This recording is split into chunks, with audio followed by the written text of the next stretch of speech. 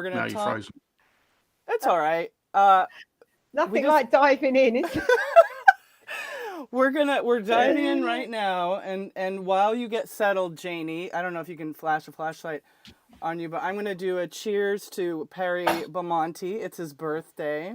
Ching ching, everybody. Chin chin. Happy birthday, Yeah. Perry. Happy birthday. And I swore I wasn't drinking today as well. Well, I mean, Excuse me.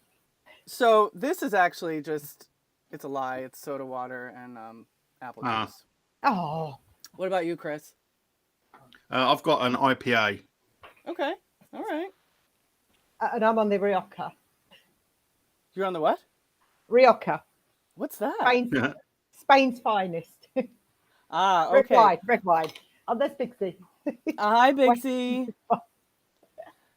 So, sorry for the technical delays out there, but while My people are fault. getting settled in, I just wanted to share one really great story about Perry, and then maybe if you guys have a story from your, from any time, but really from Cure News would be great. But so when I first met the Cure, it was 1996, and I had, in my life, I know them for, I'd seen them for 10 years, I'd never met them, and blah, blah, blah. And Chris, a mutual friend of ours who I'll call Mindy, that's not her real name, but I don't know if she wants to be revealed. She had met Perry in 1992 when he was rollerblading outside. Remember, he used to rollerblade all the time? Yeah. So she had met him, and then in 1996, I met him for a millisecond, but it was like one of those crazy, like quick, fast, like hi, outside the venue, bye. We chased the bus. I talked to him after the show in Denver, Colorado, and he's like telling all these other fans, oh, well, just email me and I'll put you on the guest list. And I said, Perry, I don't have email. How am I supposed to get a hold of you? And I'm trying to play it cool, real cool, because I just met the entire band. And he's like, well, you're going to have to hand me a note. And I said, hand you a note? How am I going to hand you a note? He's like, well, if you can hand me a note, the next show that you go to, I'll put you on the guest list. So cut to 1 week later, 1996, Swing Tour in Los Angeles. We're waiting for the bus to come. I hand a note to a roadie who probably just threw it out, I have no idea. But the bus pulls up, and in the passenger seat of the bus is Perry. First of all, what are the odds of that? Then I tell my friend Ian to hand him the note, like, this is Arusha from, blah, blah, blah. Guest list. Fantastic. Thank you, Perry Bamonte. Oh, very cute. I've got something that Perry did for me once here. I don't know if you could see that. It's on Cure News if you can't see it here. And it was for the Great British Music Weekend. All the tickets were sold. Can you put it up again? Yeah, it's shining, isn't it? I've got all the wrong lighting here because I've had to move computers. It's okay. Minute. We can see working, it. But it says, give the band your marks out of 10 for performance. And what happened, they played the Town and Country Club. Like, I don't know, how many does that hold, Chris? 1,000? 2,000? I don't know. I was guest listed for it. So I just assumed on Saturday at the Great British Music Weekend at Wembley, 12,000, I would be guest listed. And I said to someone at Fiction, mentioning no names, here we go, where's my ticket for Saturday? And she said to me, oh, we haven't got a spare ticket for you. And it was like, it broke my heart. I ran their fan club. I'd been at this tiny gig a couple of days before. And anyway, I happened to mention it to someone who mentioned it to Perry. And this, you've got to remember, no internet, nothing in those days. And my phone rang at home the night before the show. And it was Perry. He said, I've heard you haven't got a ticket for Saturday. I said, no, I haven't. I said, I'm devastated, but I haven't got one. And he just said, come to reception at the hotel. And I picked up the envelope with 2 tickets. And that picture was inside it as well. Oh. And that is just the kindness, he didn't have to do that. And it's always been just such a special thing that he did for me. And I will never forget it. So it's my little Perry story. Happy birthday, Perry. Happy birthday, Perry Bamonte. I've got a quick story. Well, I've got several, but to me, it was always how kind he was to the fans. we went. They were doing festivals, and they played in Portugal on the beach, and they came on very, very late.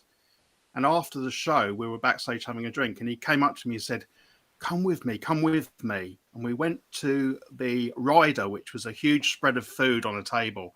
And he said, fill your pockets with as much stuff as you can. So I was putting bread rolls in my pocket. He was putting stuff in his pocket. He pulled up his hoodie and shoved all the stuff he could get in there, bottles of beer, bits of bread, sandwiches, fruit. And we went outside, and I remember the Hungarians fans who followed the Cure around a lot. They used to sleep in railway stations, had no money. He went out and he distributed all that rider to those fans. Oh And my I thought that was God. extremely That's kind. really lovely. Yeah. Nicest human being. One more time. So he was just so kind to fans. Oh, here we go again.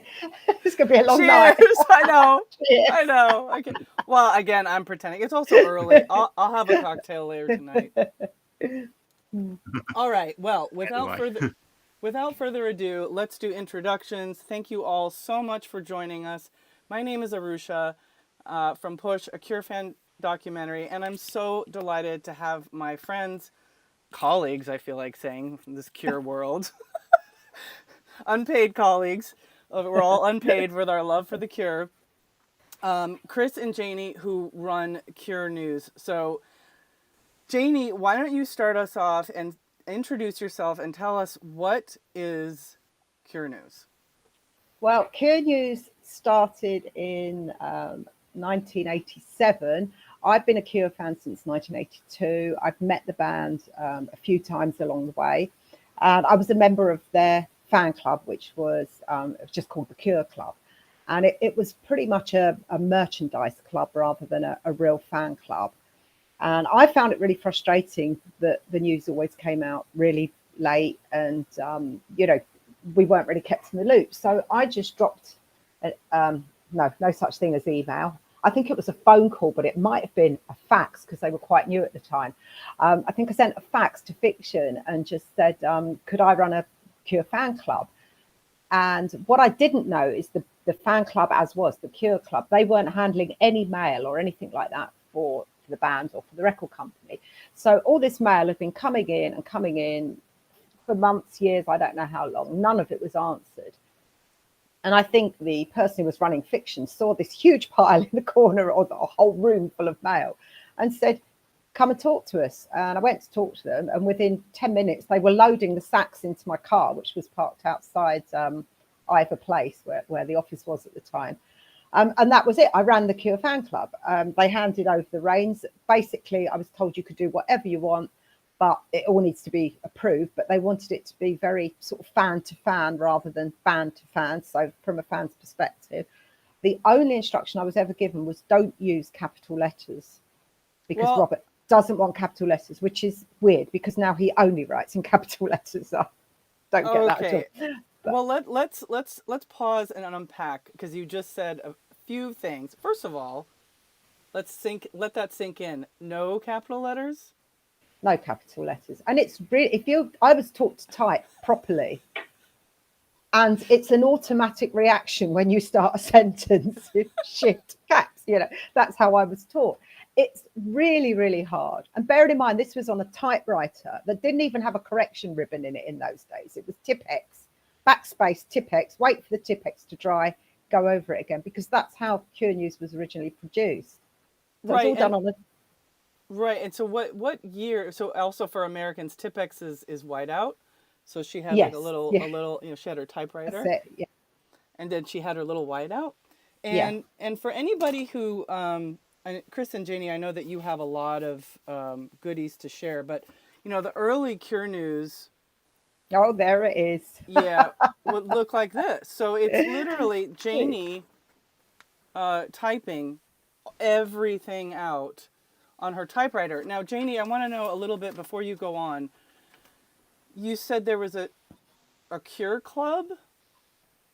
It was basically, they had a merchandise club. Sorry, it was a merchandise company in the Midlands, really just to handle the merch, T-shirts and posters, etc. But they had a side branch which was running a commercial fan club where you paid a subscription I think it was probably £5 a year, something like that. It wasn't a lot. You got a plastic card. I got it there somewhere, but it's in a pile. And a badge. Yeah. So you And a badge. a badge. Yes. Yeah. Where's my badge? Probably in the loft. Yeah. You got a plastic card and a badge and a number to say you were in the club, and then you'd get these irregular mailings, which looked nice. Actually, they were quite nicely produced, but they were kind of out of date by the time you got them. And what I was trying to do was give you news as it happened or before it happened. But of course, that's in an ideal world, and we weren't living in an ideal world. Everything had to be printed, photocopied. After I typed it, photocopied. Then I had to stuff all the envelopes, get them to the post office. So invariably, people had read whatever news in the paper before I could get anything out to them. But so, okay, so again, so this is 1986? 86, 87. I think I first picked it up in 86 and then ran with it in 87, roughly. Memory's So you not that literally just drove away from Drove the fiction office with with bags of... sacks of mail. I could not believe it. It was everywhere. It was everywhere. It literally, the first time, because they've been accumulating it, I have no idea how many thousand letters, but I opened and read everyone, sorted them into piles. I mean, back then people used to write in and say, can I have your autograph, or can I have a photograph, you know? And the band graciously always did that. Because you used to hear about bands sending, getting their fan club secretary to fake signatures, stuff like that. There was none of that. Everything that went out from that fan club was genuine. So how was that relay then? Because at this point, Chris is not, it's only you, is that right? Yes, yeah, it was me for, well, when did we meet, Chris? 1991, I think. So yeah, 91, yeah. Yeah. So obviously we met through our love of the Cure, and then we started running it together. I think I still put my name to it in the days when we were originally doing it together, and then Chris took over from me about 97. So yeah, I think I did it for 11 years in total. It was hard work, but good fun. But so you take, so it's 87, so it's the Kiss Me era. Chris is a fan, and and we'll get you in a second, but I just kind of want people at home to really think about this. I mean, again, this is we're dealing with this. We're dealing with paper that's typed out by Janie by herself. And then photocopies. Now, what did you do? Did you phone Robert, or did you email him? How did that? No, in fact, if you hold on, let me see if I can find it. I managed to dig out all the archive out of the loft today, and this was the first one.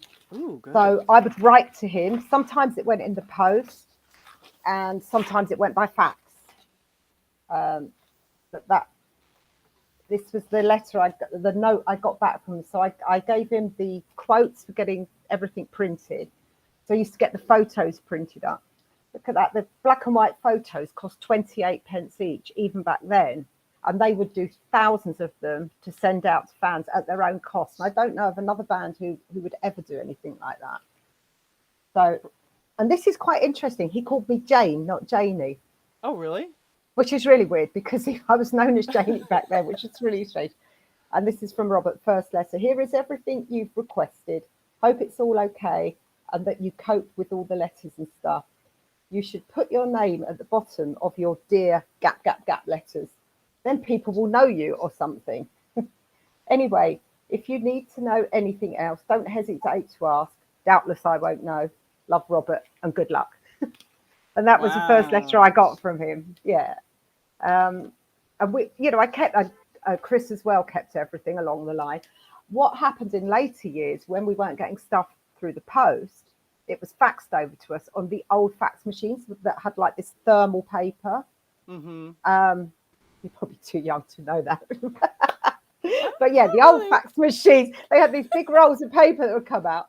And of course, we had all this wonderful stuff from the Cure handwritten notes, put it all in the loft. And when we went to get it out to build the website a couple of years ago, they'd all just completely faded to nothing. Just rolls of blank paper. Anyway, that's that. Well, I'm so glad that you have all those archives, because there's people in the comments saying, I have all my Cure news. It's such a treasure.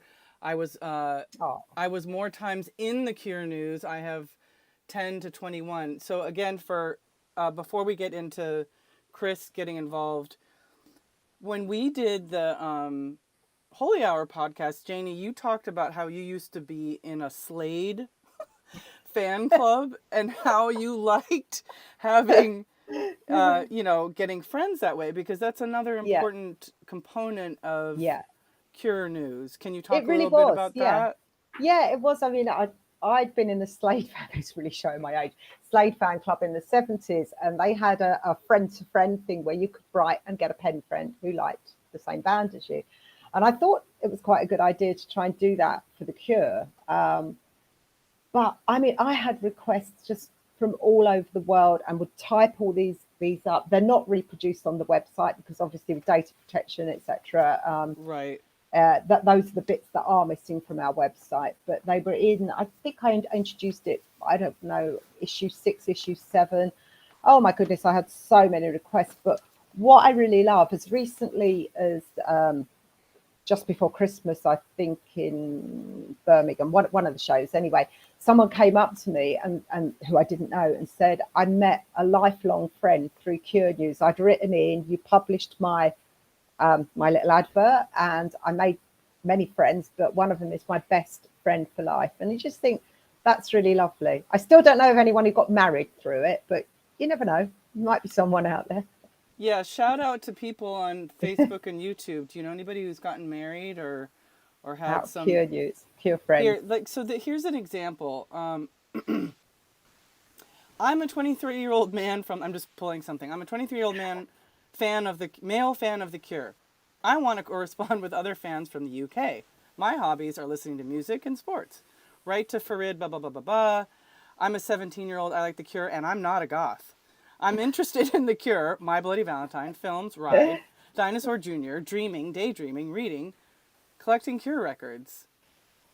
And it just goes on like that. And now that we have the internet, totally You can't different believe world. that that's how people used to meet like-minded people, but they did. So kudos, cheers to Janie, everybody, for Oh, typing thanks. all of that out. Drink to that.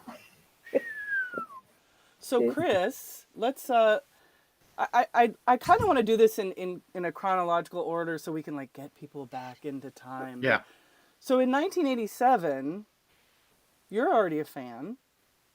You don't know Janie. Yeah, I was a fan since about early '83, and I wrote to that Cure Club and got my badge and my number. I'll see that. And then Janie happened to be in the back of the Sounds Music newspaper. They used to put every week a little sort of parody joke thing in, a little picture, and they cut her face and put it between Simon and Robert in the back of a taxi and made some comment. So then I had a face. How do you know I wasn't in that taxi? Then I had a name. I had a face to put to the name who I was writing to, but oddly enough, we actually lived in the same area of London, actually drinking in the same pub together So weird. without knowing each other. Wait, so Which you was were really odd. you went to the same pub in the 80s, but you didn't know each other. Yeah. Yeah. And we went to obviously the same Cure gigs and never met. Even up to the MTV Unplugged, we hadn't met until after that. We're like we were 3 places away from each other. rows. Yeah, 2 or 3 rows away from each other in this tiny studio for the MTV Unplugged show. But then I had a friend who had a serious motorcycle accident. I was driving down the freeway into London, stopped at the traffic lights, and there was a red sports car opposite me blaring out the Cure. And I wound my window down and said, "You're Janie, aren't you?" And she said, "Yeah, I am. How do you know?" And I said, "I'm Chris. I write to you." And we went our separate ways. But a couple of weeks later, we actually did meet in that pub and had a drink. Yeah. Yeah. Funny. So we met in a traffic jam. So we met in a traffic jam. And That years was later, 1992. Nice. I think. 91. Okay. Yeah, late 91. Because you just glossed over a little gig called MTV Unplugged, which Oh, we yeah. will get back to because I have that written down. But continue. Yeah. So actually, when the band were recording Wish in the studio, for their Christmas time, they used to they had a mural, and they drew a picture of Janie and I meeting in the traffic jam and sent it to us Yeah. in the post and said, "This is I'll see if I can find it. us. This is you, and this is what we think." And It it was wasn't a me, very and flattering picture. it wasn't a Wait a very minute. flattering picture. Wait a minute. Hold on. We got to unpack that again. Okay, so Oh. now we're in just to the rest of us fans, like you're just at the Cure studio while they're recording Wish. No big D. And the band drew you Drew us, yeah. I think and They the drew car us, crash? yeah. I can't find it. It's a Polaroid in the traffic somewhere. jam. Yeah, they drew us. Yeah. They had this notice board there, and they would, everybody would scribble on it, and they sent us a picture of it when they drew us, which is quite amusing. I can't find it. Polaroid. It's here somewhere. It was a Polaroid, wasn't It's it? Polaroid, yeah. It'd be here Yeah. somewhere, but oh my days, Yeah. I've got so much stuff here.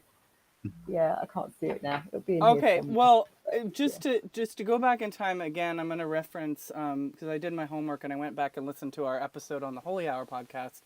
And one of the things that you mentioned, Chris, is that in the early days, I mean, you were a member of the Cure Club, the Cure News. merchandise, Yeah. and you knew who Janie was. But then you would just call fiction or call the venue to be like, "What's happening with the Cure? What's happening with the Cure?" Right, or something. Yeah, I used to phone Fiction Records up every month and just say, "What's happening? Do you have any shows? Do you have?" Because based in the UK, you'd have the UK music papers, but they'd only ever announce UK shows. And I'd done all that. I was going to all those UK shows, so I wanted to see them in Germany and France and everywhere else I possibly could. So I used to phone up, and they got to know me quite well, and they used to tell me what was happening. And I would then, because I worked in for Virgin Records and in exports, I'd have contacts in those countries, and they would secure me tickets. So then I would get on the ferry and go and see as many shows as I could outside the UK. Right. So right. it's all very pieced together. We didn't have the internet, we didn't know what was happening outside of the UK. Right. So it was difficult to find that information out. Well, yeah. Which is why Janie came along, and published Cure News, and she would put the world tour dates up in that newsletter for people to see, and nobody had that before then. I know I didn't. I didn't hear about Cure News till very late, till the 1992, when I tried to go meet the Cure on a freaking boat in New York, but the people I was with were too stoned to get their act together, so we were late, and I was crying, like running down the path as the Cure like sailing off into the sea, and these Cure fans were like, they're literally floating, like their feet were not even on the ground. Oh, that was so fun. And I'm like, and then they had said, write to Janie from Cure News, so it was a big deal. I you guys, I mean, maybe some smarter people, maybe I was just daft or something, but I wasn't up on every single thing in the 80s and 90s that I could be. And so England and what was happening with the Cure and the Cure coming here, it was always delayed for me. So getting Cure News for me was an absolute gift, not only because it was news, but because it was like a filter. It filtered out the noise of the people that would be at the Cure shows in America that were just going to get fucked. You know what I mean? Going to get drunk, have a good time, which is fine. But these were like dedicated fans. And I wanted to be connected with the dedicated fans. So did you write to any of the Cure friends yourself? Oh, hell no. Because they were too, yeah.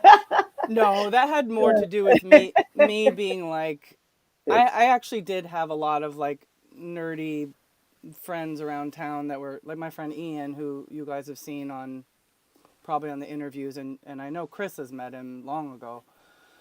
but I appreciated that because it was just like until Cure News and seeing that there was other voices in America that did. Yeah, They Ruth. had Yeah, yeah, and I know Yeah. you guys met Ruth. I mean, there's so many yeah. stories to tell.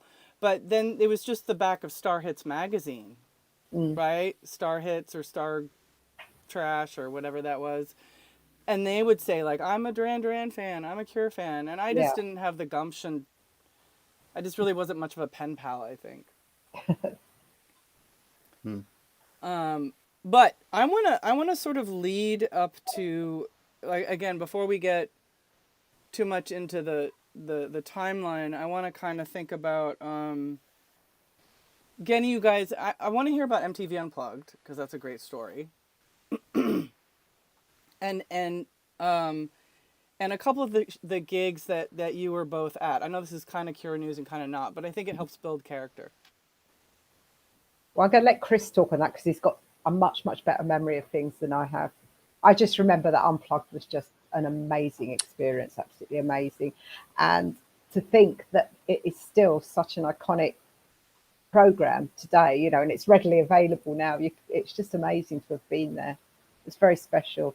And it was all like in a very short space of time, lots of really, really good things going on then. But Chris, over to you.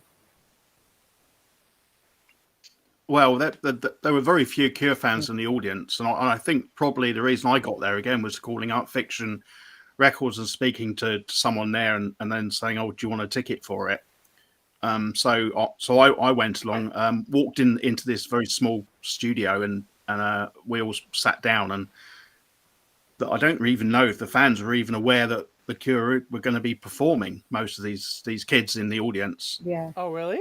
Wait, what do you mean? Hold on. Yeah, it was just they were just picked as prize winners for anything in particular, any MTV Unplugged. I think they were on a list, and they went along, and Oh, they weren't Yeah. really sure who they were going to go and see, or even if they were Cure fans. I took a girl who I was friends with because I had a +1. Janie took a friend of hers, didn't you? Yeah, I took a girlfriend from work. There was probably only Yeah. about 60 or 70 people in the audience, I Yeah. think. I think maybe it's like Top of the Pops, where it's just, you know, you would send in for tickets and you'd get allocated a show, but you wouldn't know who was going to be on. And Yeah, I guess perhaps it was done on a lottery basis or something like that. But yeah, there weren't many fans there for sure. well, wait a yeah. minute. And then years later, Hold on. What's for some people who may not know, what is Top of the Pops?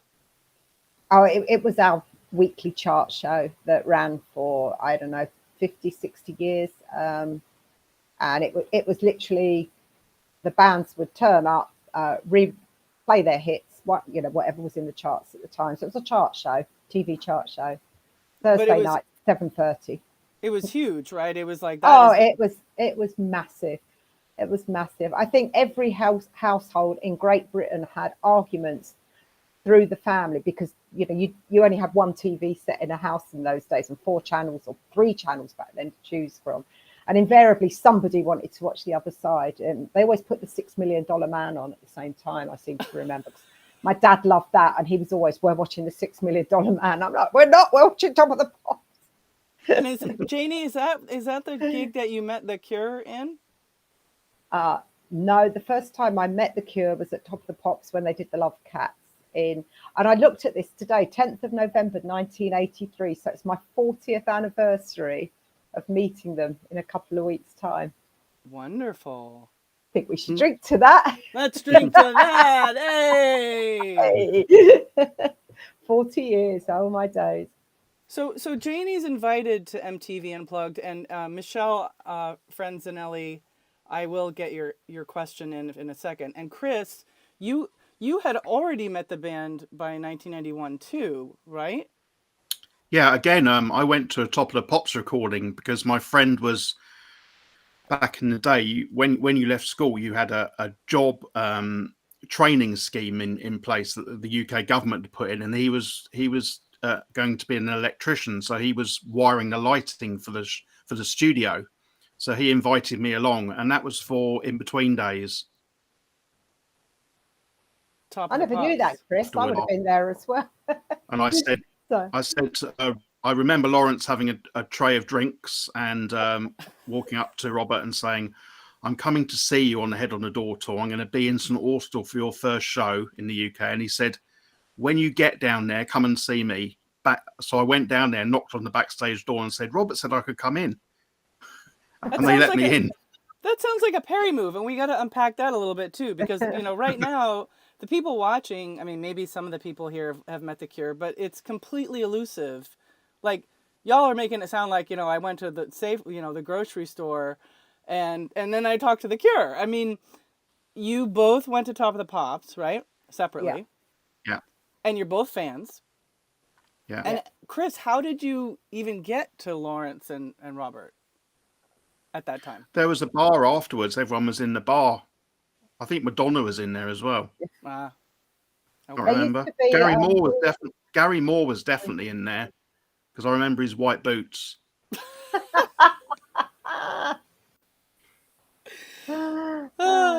And then, it was really the fourth floor at the BBC, and it was a staff bar, but the acts who had been on Top of the Pops could go and have a drink there after the show. And every Wednesday night so it was filmed on a Wednesday and broadcast on a Thursday. Every Wednesday night, this bar would just be full of pop stars.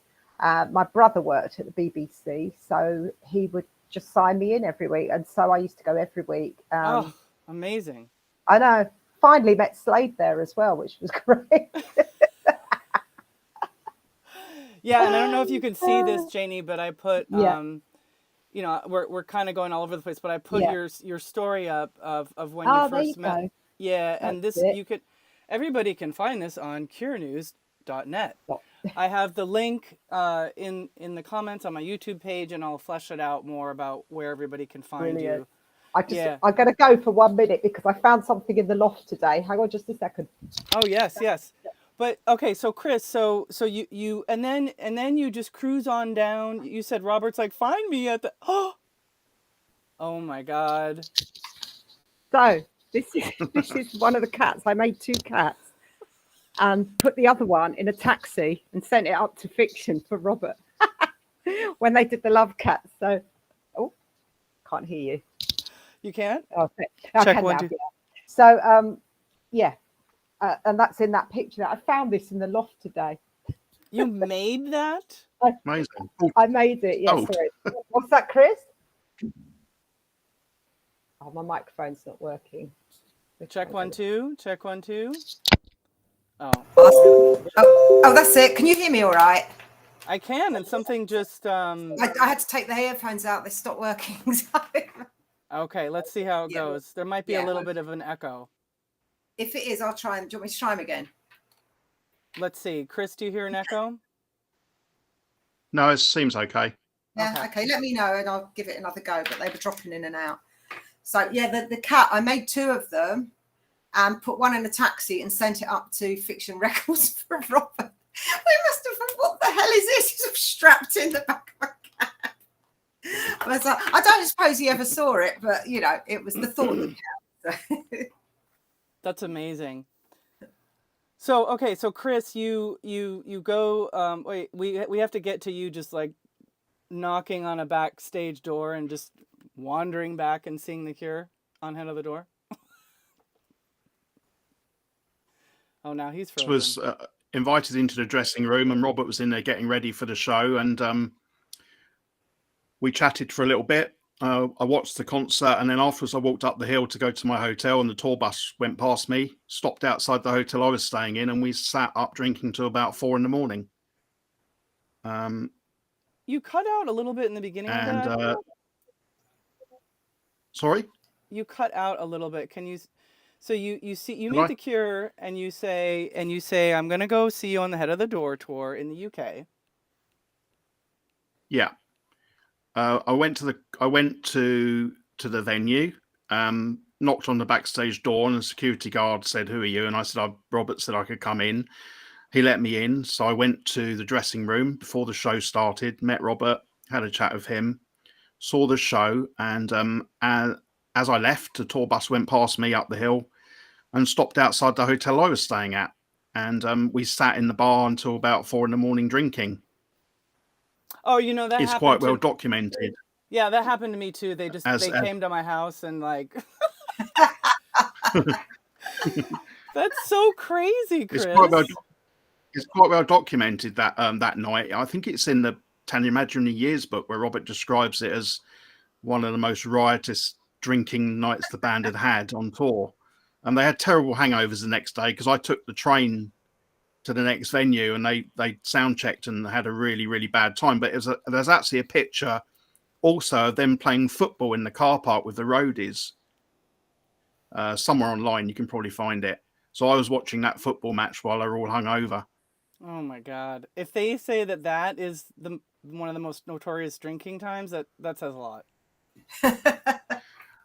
Well, that was, yeah. I mean, there's obviously been many more notorious drinking nights after. So I have two questions before we move forward into the era of your time working together and so on. One person says, did they play "Time Has Told Me" by Nick Drake at MTV Unplugged? This is a comes up a lot. big question that always gets asked, and what happened was they sound checked, and when they sound checked before it went live, they played that song.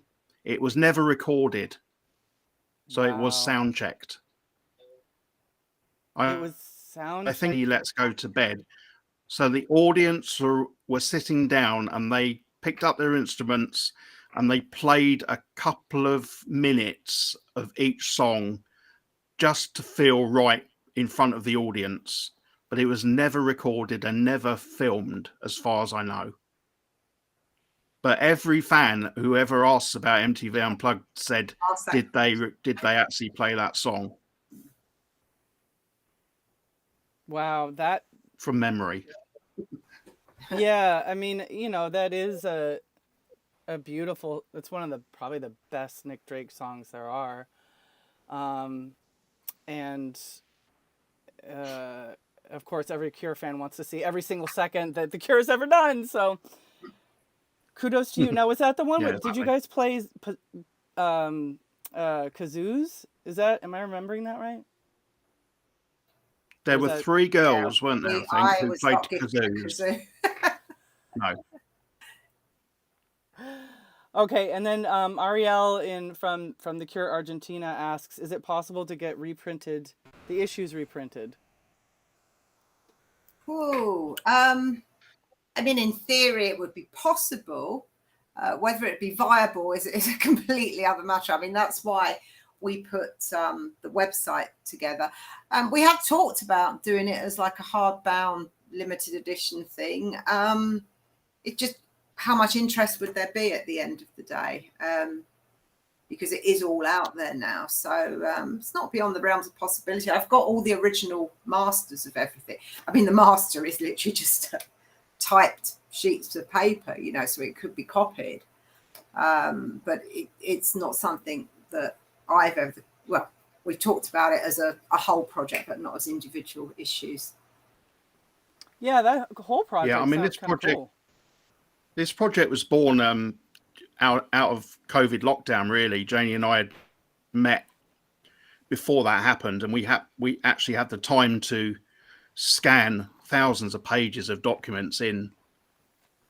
And we did originally think about doing a book, but cost of printing and posting out around the world, and you know, it was far better to do a website for us and put it up for free so fans can look at it, and you can print those pages off. We haven't It's a good call. watermarked anything, so if you did want to spend time printing them off, you could. Yeah.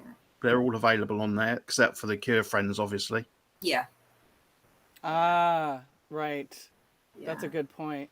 Yeah, I think I Yeah. would imagine that for some people, I mean, there's like somebody else says it would be so nice. I'd buy a printed book of Cure news. Oh, wow.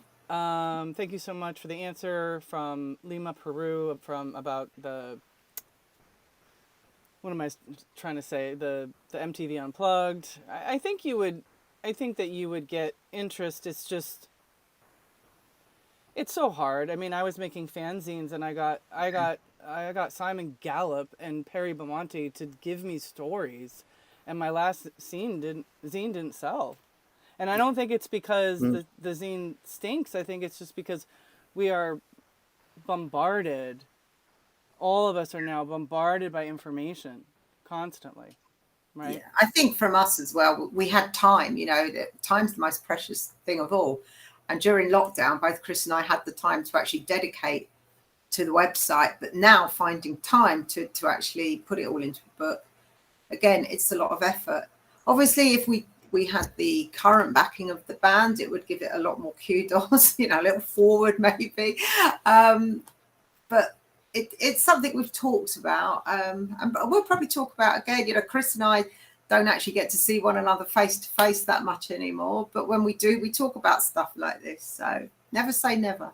All right, well, let's get back to 1992 then, after the car crash, and you see Janie zipping by. I'm Janie, so what of it? And she trails off. And then what happened, actually? The weird thing about that, when Chris stopped me in the traffic, I was actually on my way to Fiction to pick the fan mail up as well. I mean, it was just so weird. So weird. So, Chris, what happened from there? With you and Janie, or? We started seeing each other. We were dating. It coincided with the same time that Fiction Records, or maybe the band Janie, decided they wanted to make it look a little bit more professional. So you started to get it professionally printed, didn't you? Yeah. The fanzine. Photocopy.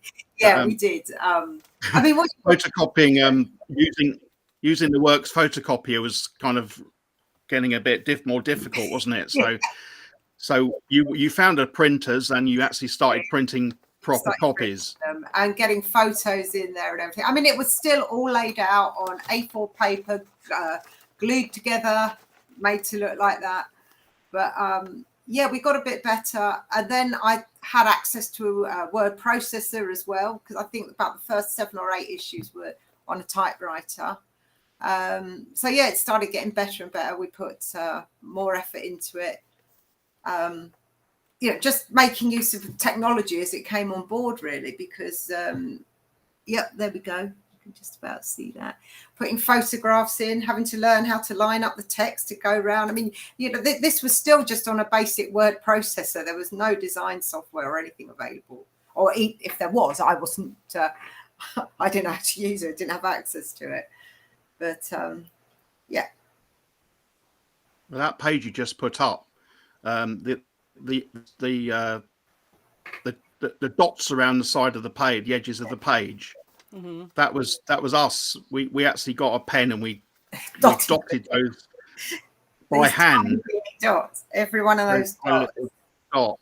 That was us with a pen. Try and tie it in with the new logo, obviously, because the new logo was made up of those little dotted shapes. So blood, sweat, and tears, and dots.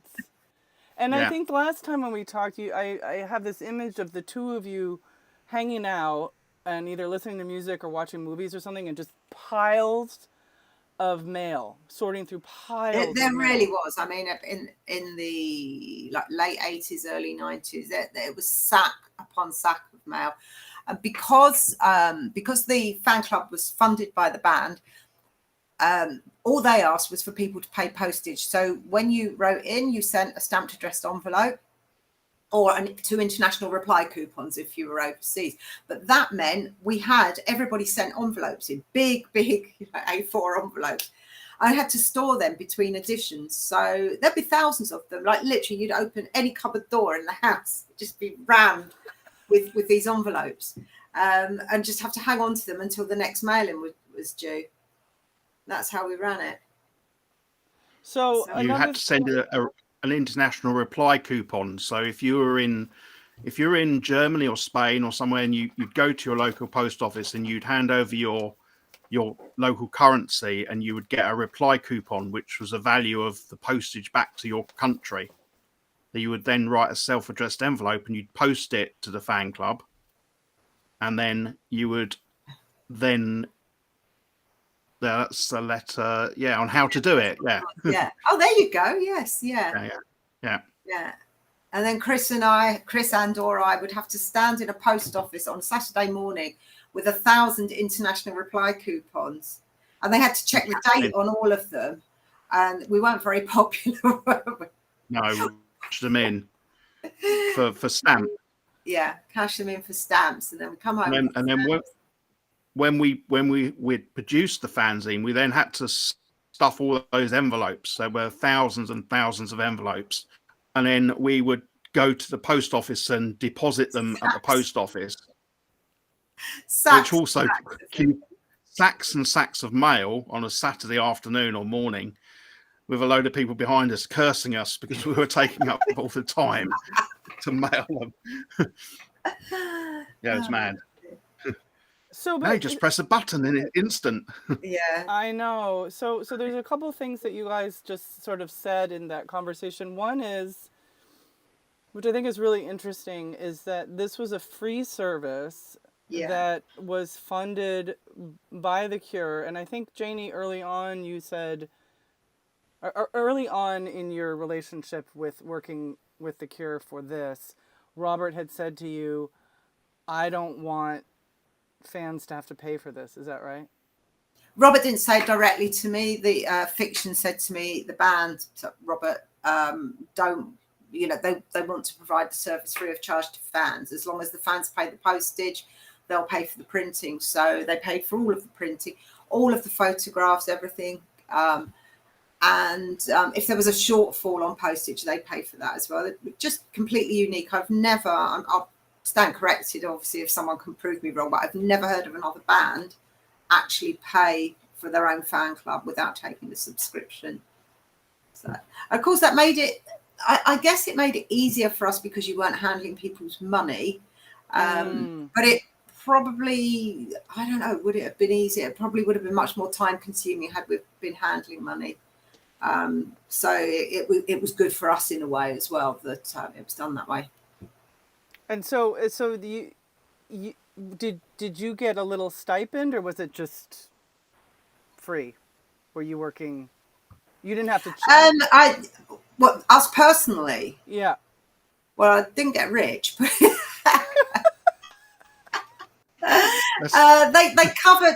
they covered expenses, which basically was the cost of driving into London, parking, driving out again. That was about it. But I would have done it. I would have paid them to do it, to be honest, at the time, just to have the kudos of doing it and the perks that went with it. I would happily have paid them to do it. It was an absolute honour to be able to do that for your favourite band. It was something quite special. Yeah, and that was from a question from the audience. Another one is, the first Cure fanzine was made from Margaret, Robert's sister. That's right, yeah. Have you ever had contact with her to start your work? Obviously, we both know Margaret, and met her on many occasions, but not. Basically, the one that Margaret started, I think it was called The Clinic, and then the Cure Club, which was the merchandise company one, they took over. So we didn't naturally take over from what Margaret had been doing. There was someone else in the middle. But those early fanzines are also on curenews.net. And Margaret and John, Margaret's husband, so Robert's sister, brother-in-law, have run a statement on there for us. So if you go on to curenews.net, you can look at those 5 early fanzines, and you can read John and Margaret's discussion, sort of introduction to how they went about doing that. Cool. Pretty much similar to what Janie was doing earlier on, just answering fan mail and going to the post office and sending stuff back. Yeah, I mean that's one of the things that I found so cool, and I don't know how much of it is a product of the Cure and their sort of lightheartedness. I mean, that's something I love about the band, is that to outsiders they're like this dark, so we're just so sad, we're so sad No, and we're I'm singing about love and sad, and they're ridiculous. They're so funny. They're such smart asses. They're you gotta watch. You know you gotta have that English sense of humor, that pub humor, right, to catch up with them. You sad bastard, Chris.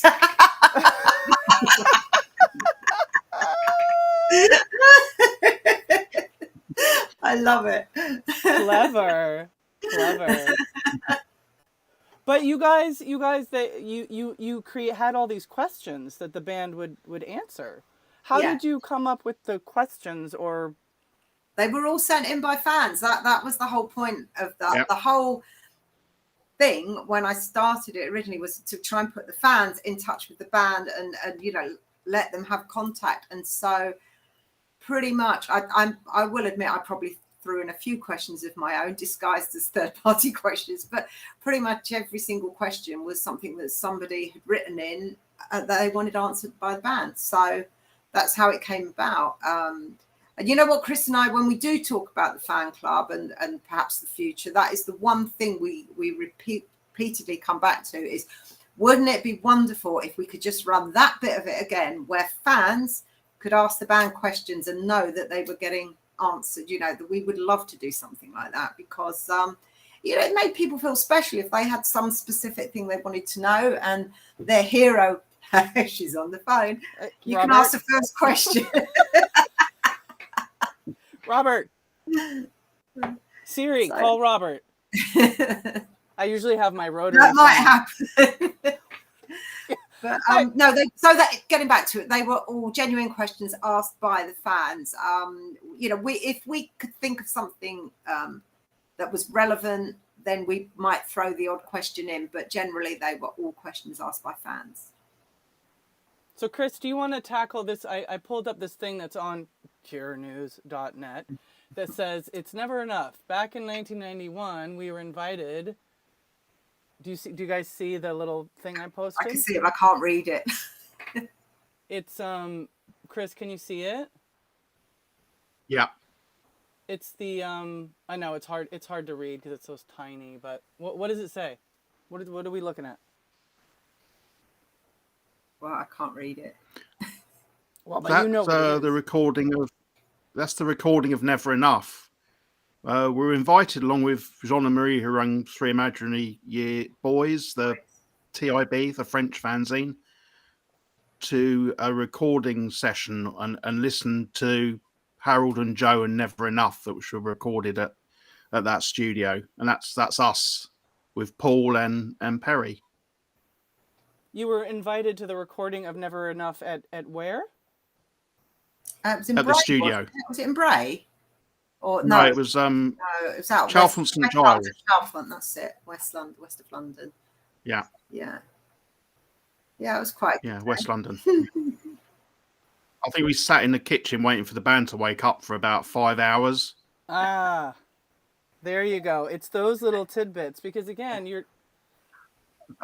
Go ahead, Chris. Yeah. Yeah, I think they asked us to turn up at like 3 and we got there and they were still in bed, so we had to wait for them to wake up. But we did get treated to a takeaway pizza and sat around eating it and drinking red wine. Oh, of course, red wine. So Yeah. one question I had is since you both kind of work, you know, you work in the music industry, is renting. They rented what is this? What is this place? Like what? It's a house, wasn't it? Was it a house or was there an actual studio there? Though it was a residential studio, so I think that one was owned by Genesis, the band Genesis. Yeah, it I was think someone like that. But the Cure like to record in nice places, so they would rent a place, a house or somewhere, and then Robert had all the equipment, and he would go in and set the studio up, which is what happened for Bloodflowers and Wild Mood Swings with Jane Seymour's house down in Bath. They did the same thing. So they like to record at remote places and put in their own gear. And that was one of those studios they used, one of those locations. Interesting. We're getting some questions in. How about the MTV Icon tribute story? Are they talking about 2005 or earlier? Is that Uh, that's or? this. Oh yeah. Oh yeah. What's that? What are we looking at? So that was a program that MTV had made about the Cure. They invited me through Fiction Records to, and also about 5 or 6 other Cure fans. And I went down to Crawley with a film crew, met Robert's school teacher, went to the bandstand, rented a Rocket, the pub, and then they did a live concert with Marilyn Manson as the host in London at Billingsgate Market. Invited some bands that they liked to play, perform Cure songs, and then the Cure finished with an hour set, and it was just full of Cure fans. So I think that's what they're referring to. MTV Oh, hold it up again. Will you, Icon. Okay. All right. Somebody says I'm still in Super Eventide says I'm still in contact with Bruno and was shocked that he had my letter from all those years ago. Poor was very generous. He sent me a CD of his plectrum and a few tattoo designs. Fair play to him. Yeah. So what? So let's get, since somebody just brought up Pearl, let's get back into 1992, 93. So in the Wish era, because I know that you and Janie, didn't you have like a bag of Cure news or Cure mail that you had to bring to the States or something? What's that story? Yeah. That was Yeah. foolish. Really foolish. Because sometimes people mark letters private. We were naive. You know. And so we were flying out to go to, I don't know, 3 or 4 shows on the West Coast. And we flew into St. Louis. Do you call it St. Louis or St. Louis? But anyway, St. Louis. St. Louis.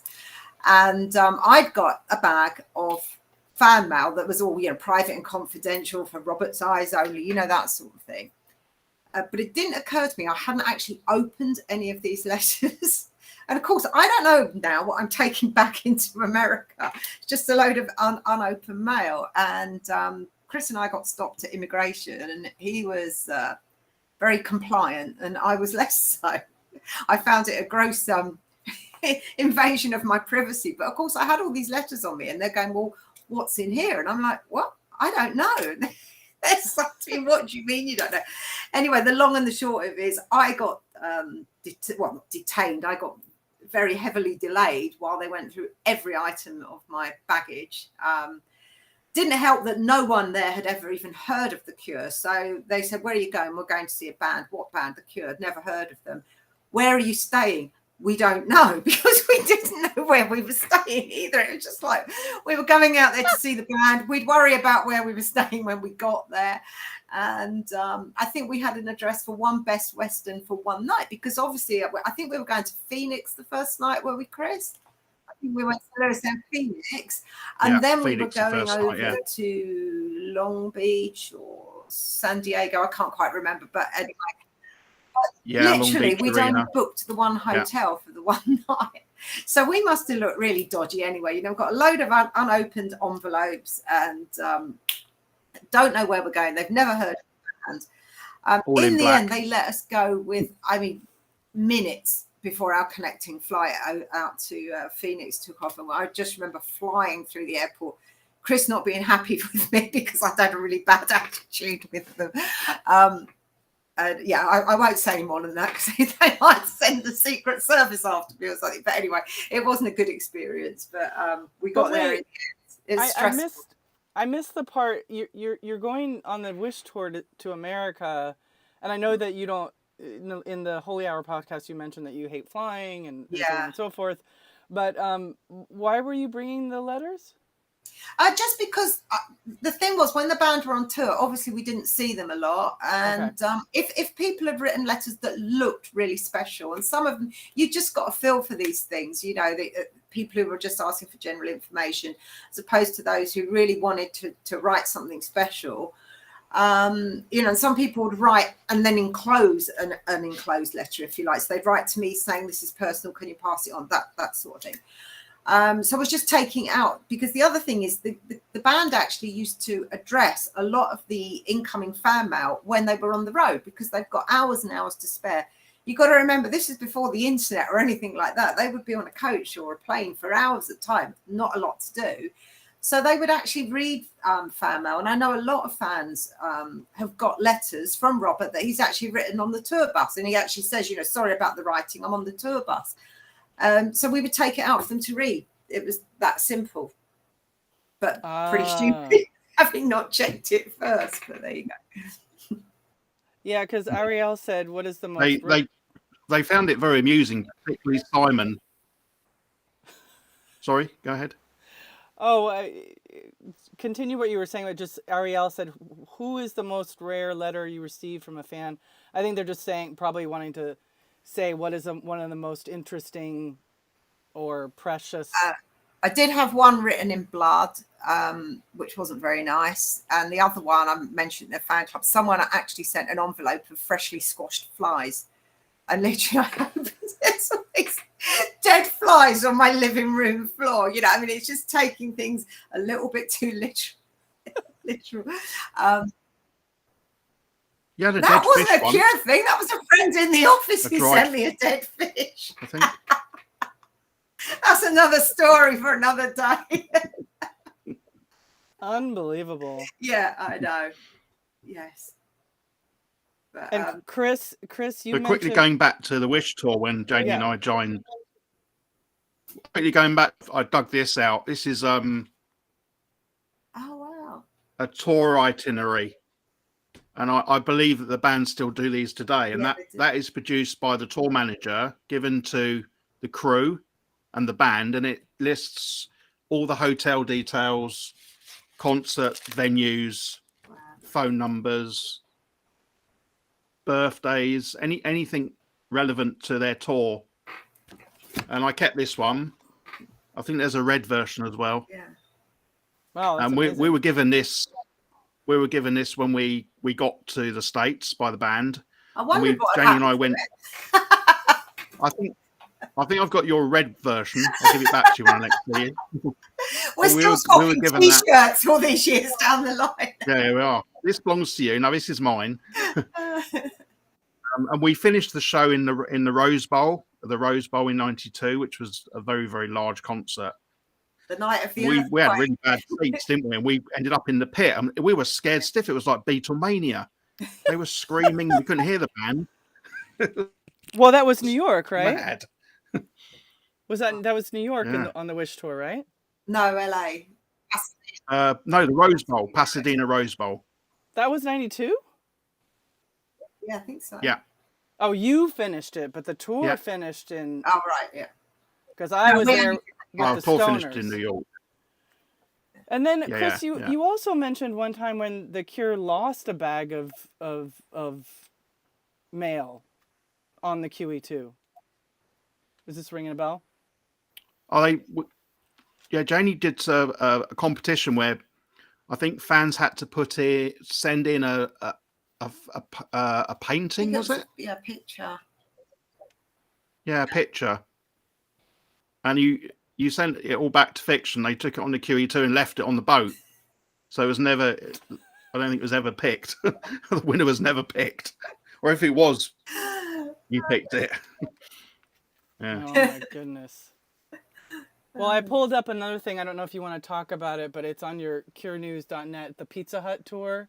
But this is, I believe it's... the warm-up dates, yeah. Can you talk about that a little bit so that people will go to curenews.net? Yeah, on curenews.net, we put our own little special sort of stories, haven't we, Janie? Just to pad it out a little bit. Yeah. And what's really weird... the warm-up shows. Yeah, I mean, you think all the years we did this for, obviously I've already brushed on the fact that there was no technology when it came to producing the publication, but there was no such thing as a mobile phone, so no camera in your pocket. You weren't actually permitted to take cameras into gigs back then. And so between Chris and I, we've got virtually no photographs of the band from back then, or from our adventures, really. It's, you know, we've cobbled together these things. I think we've called them our treasures, and they really are treasures to us, but so few photographs are included because we just didn't have the ability to take them back then, which is a shame.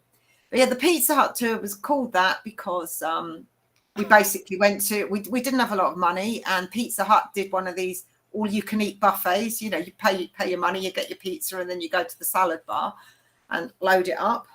And we literally ate Pizza Hut every single day on this tour, which is why we've always called that the Pizza Hut tour. I think it was something like 13 days of pizza. The Wish. I don't think I've been in a Pizza Hut since then. I can't say I blame you. Susie wonders if MTV Icon Special is available to view in full. I think it's out there on. I think it's out there on the interweb somewhere. Yeah. Right, isn't it? Or isn't Yeah, it also on DVD? it's 2 parts Yeah, on YouTube. I think from 2 halves on YouTube. Never came out on DVD. Oh, it didn't.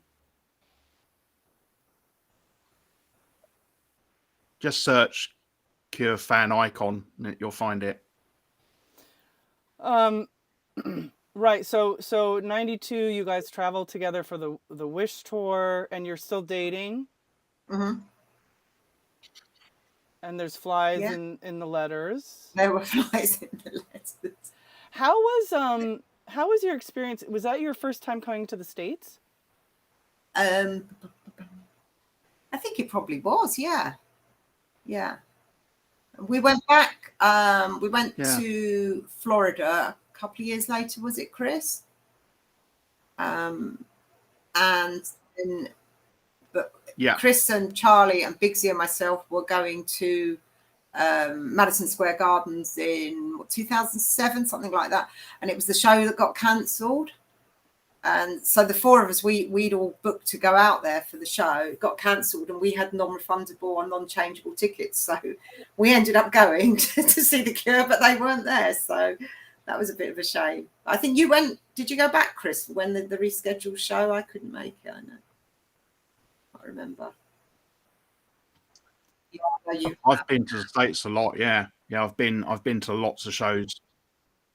Memorably, the Halloween Irvine Plaza. I shared a picture this tour part of the show, and I didn't realize, Arusha, you pointed that out, that the picture of the baby on the beach is slightly different to the Galore album sleeve, slightly different shot. I didn't notice that until you pointed it out, but that's Robert on the beach in Blackpool when he's like 6 months old or something. That's great. So yeah, like let's talk about that too. I mean, we kind of just, that would skim over 96, which I think is important, and I pulled up this fiction party, which maybe I could just say go to Cure News, but I mean there's just all these cute little treasures that Chris and Janie have available on curenews.net, and I think it's important not only because I'm a Cure fan and I love stories, obviously, but because we're actually archiving history and the way that things operated, and they don't operate like that now.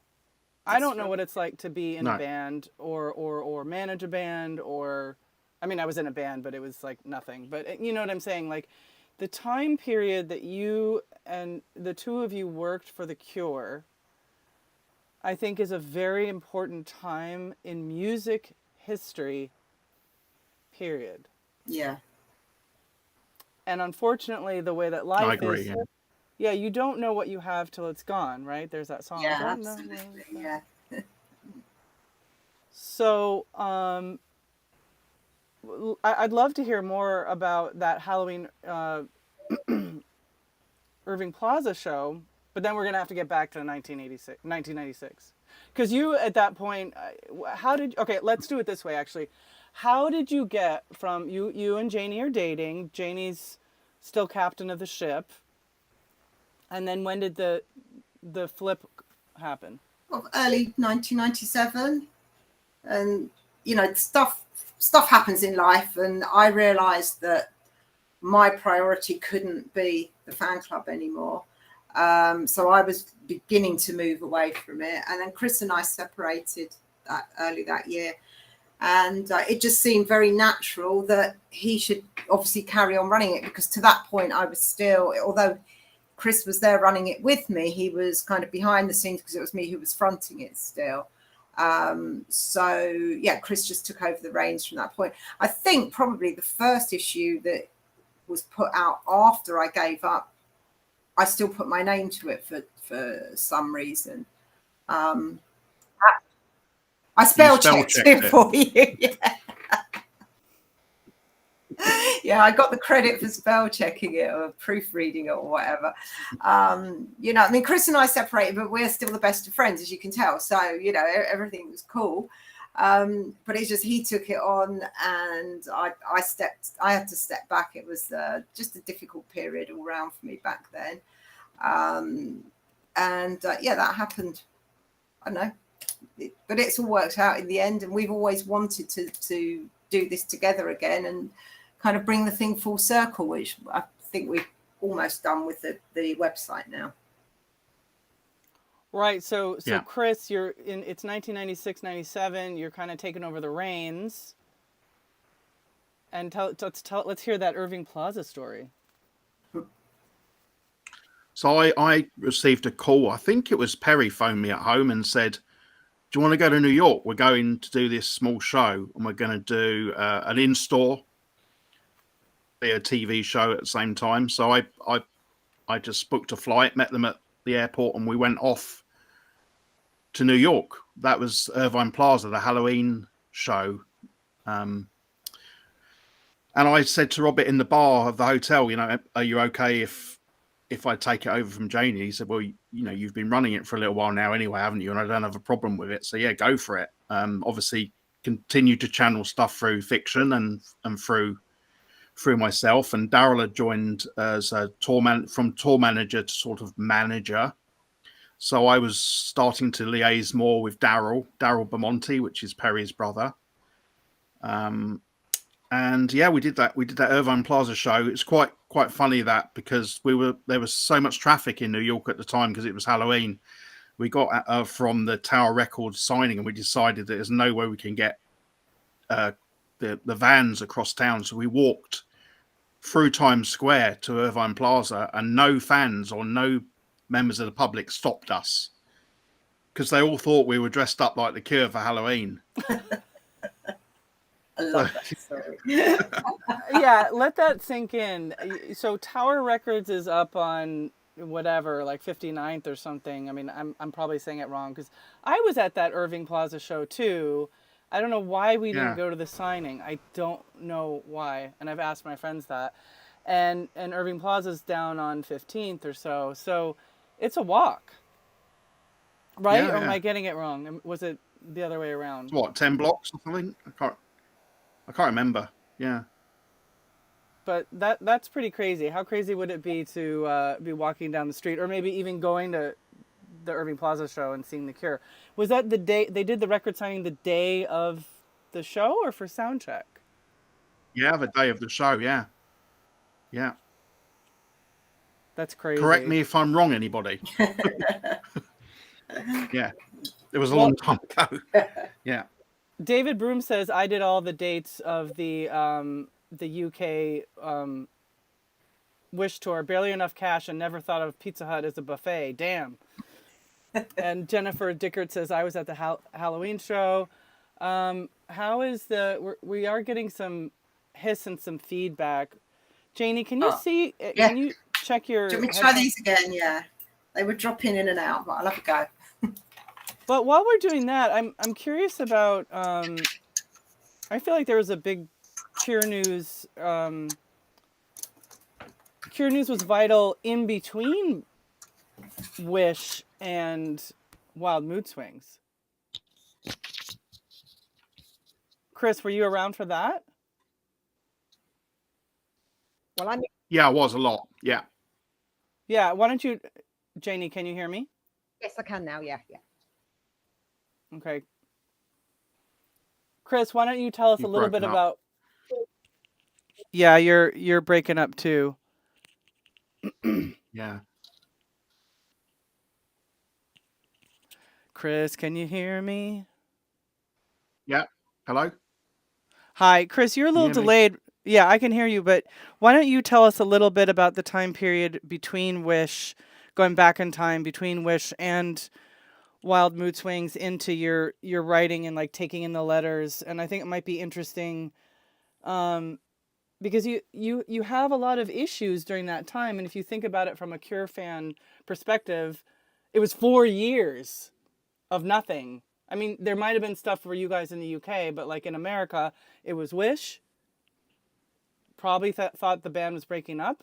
They didn't officially almost break up, but there was some changes. You know, Boris left, right? Pearl left.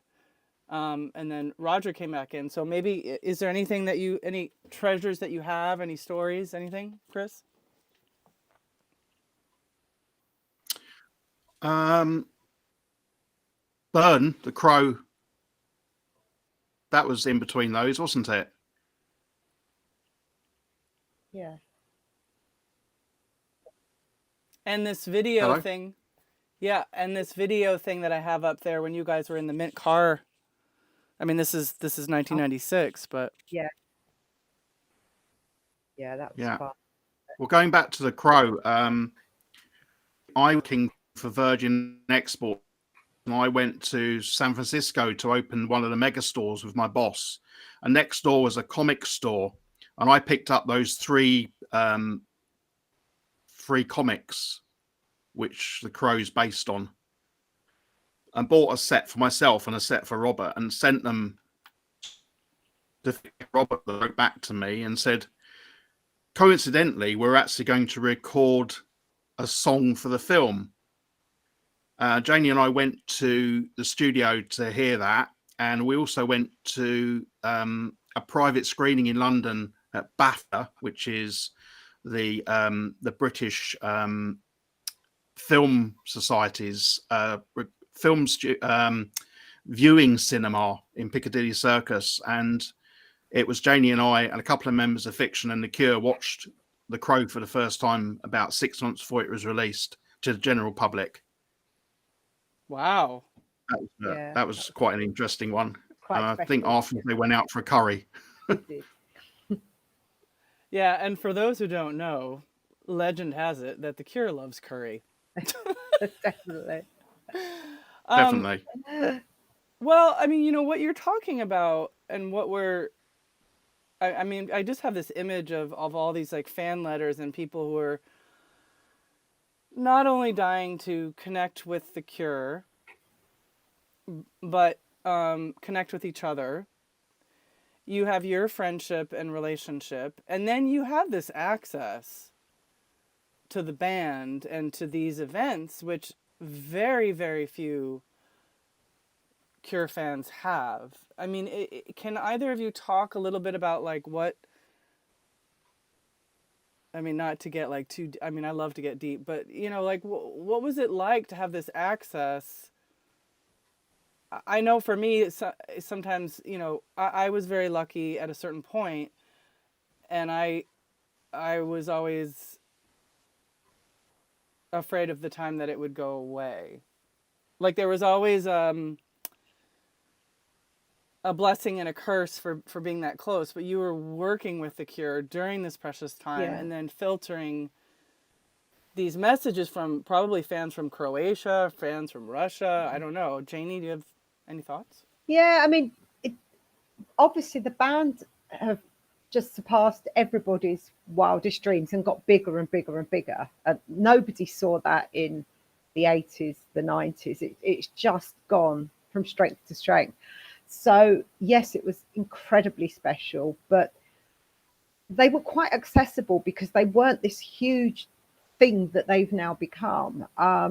And, you know, Chris has just given a few examples where you could pretty much turn up backstage, be invited in. I mean, before I ran the fan club, there was a 3 or 4 year period where I would just show up at things and be invited in. They used to rehearse tours at a place called John Henry Enterprises in London.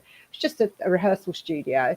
And I'd just take myself off up there with a girlfriend, but sit outside. So, you know, the Cure in here today, yeah. And they'd invite us in. And you could literally sit on a sofa and there with the Cure rehearsing in front of you. And this is way before I did the fan club thing. So it was very, very special. And I must admit, now it's really quite hard being on the outside again, going to the show, not having that sort of access, because it's not just about the Cure, it's about that whole entourage and all the friends you make along the way, be it family or crew. There's a lot of people there that are part of Team Cure, as they call it. So it is quite hard being on the outside, but it does make you just so grateful that you were part of it back in the day. Right. We tried to help. We tried to bring fans in as well. We started a thing called Stop Press, which we could only do for UK fans. And if we found out about something, we would mail people as quickly as we possibly could and tell them about it. And that would include TV shows mostly. Yeah. And I would ring up the producer of the TV show and basically blag it and say, I run the Cure's fan club. Do you want an audience of Cure fans to watch the Cure perform at the BBC show that you sing? And they would say, oh, yes, please. How many can you bring? So we would then mail out a stop press letter saying, if you're available Thursday at 7:00, BBC Television Centre, the Cure will be on this show. They want an audience. Please come along. And then I would have a list and I would present that on the door and get all the fans in. So we tried our best to include as many fans as we could into these things. It didn't always work. Sometimes they had to tell us or we didn't know about things. But most of the time, we managed to get people in to these shows and meet the band afterwards. So it worked out quite well. Yeah. Yeah, so it wasn't just about us going. We wanted to include fans. No, of course you did. Yeah. I mean, I just think that, you know, I'm hearing these stories, and I'm just. One good example is the Cure drink, right? Yeah. And so Janie, I don't know, you know, I didn't know you back then, but that's sort of how I met Chris. I sort of met him through our friend Mindy. Too, but I have a video on my site, which maybe some of you are watching right now, but there's the story of maybe why don't you tell the story of the hot night of where were the Cure playing in 1997, Chris? They were doing a television show and I got an audience in. There was a warm-up comic that you have at most of these TV shows, you know, to get the audience warmed up and going. He walked up in front of about 30 Cure fans all dressed in black, tried to tell his jokes about goths and everybody booed him. He turned out to be quite a famous TV personality that is still around to this day, but at that time he was just a warm-up person. So after the show, they'd stopped filming and I stood up and said, would you like to come for a drink with the fans? Next door there's a pub. And I didn't think they'd do it, but they did. They all came, the whole band came to the pub next door along with the TV personality who was interviewing them. And we had a drink with everyone. And that was born out of Cure drinks, which my friend, who's a long-time Cure fan as well, also helped me with. And we would just arrange drinks, because when they weren't on tour, there was a couple of years where nothing was happening, like you said. So the fans still wanted to meet up. And as you know, now we're doing these tours. You go to a concert and you meet fans that you saw 10 years ago, 15 years ago, you know, previous tours. And we wanted to keep that going, that momentum going.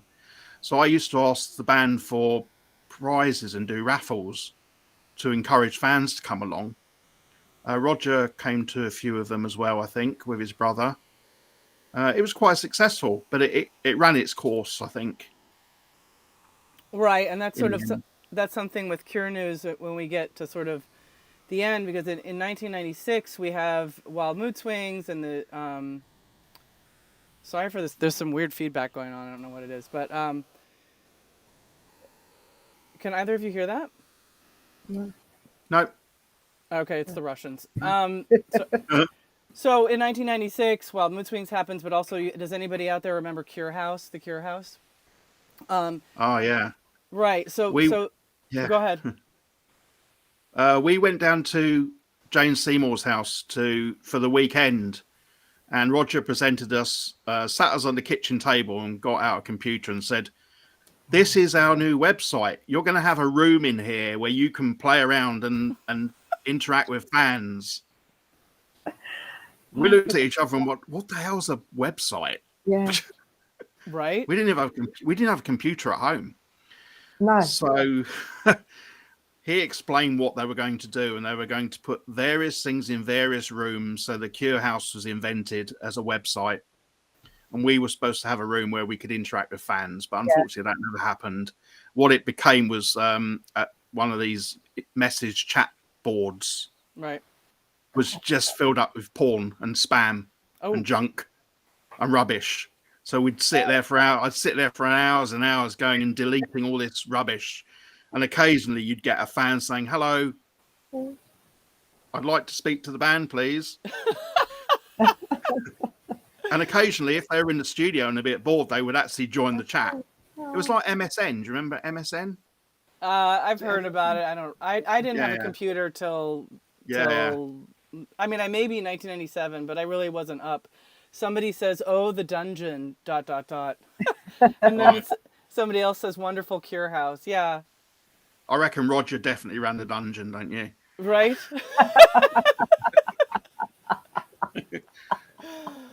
Yeah, it was talking about computers, and just after that, this Apple Mac turned up at my apartment.